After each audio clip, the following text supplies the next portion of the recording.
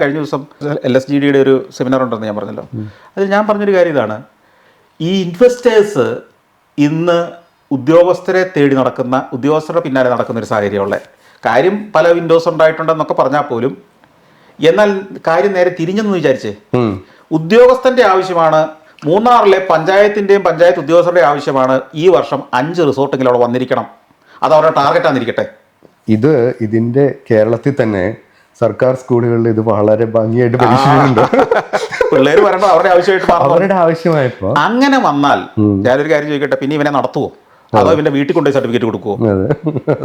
ഓരോ പഞ്ചായത്തിന്റെയും ടാർഗറ്റ് ഈ വർഷം മൂന്നാർ പഞ്ചായത്തിൽ 10 പുതിയ റിസോർട്ട് വന്നിരിക്കണം, അല്ലെ 2 കേബിൾ കാർ സംവിധാനം വന്നിരിക്കണം. അങ്ങനെയാണ് അവരുടെ ടാർഗറ്റെങ്കിൽ അവർ ഇൻവെസ്റ്റർ മീറ്റ് നടത്തില്ലേ? അവർ കണ്ടുപിടിക്കാൻ ഇറങ്ങില്ലേ? മൂന്നാർ പഞ്ചായത്ത് പ്രസിഡന്റ് സെക്രട്ടറിയും കൂടെ ഇറങ്ങില്ലേ? നമുക്ക് കേബിൾ കാർ ഇൻവെസ്റ്റ് ചെയ്യാൻ പറ്റിയ ആരാ ഉള്ളത്? അങ്ങനെ അവർ ഗൾഫിൽ അന്വേഷിക്കും, ഇന്റർനെറ്റിലൂടെ അന്വേഷിക്കും, പരിചയക്കാരെയൊക്കെ അന്വേഷിക്കും, അവര് മീറ്റ് വിളിച്ചു കൂട്ടും, ആളുകൾ വരും, എന്താണ് അവർക്ക് പറയാനുള്ളതെന്ന് കേൾക്കും. ശരി, അവരെ സമ്മതിക്കുകയാണെങ്കിൽ ഇവര് അങ്ങോട്ട് ചെന്ന് സൗകര്യങ്ങൾ കൊടുക്കില്ലേ? തീർച്ചയായിട്ടും. അത് വന്നാൽ കഥ മാറിയില്ലേ?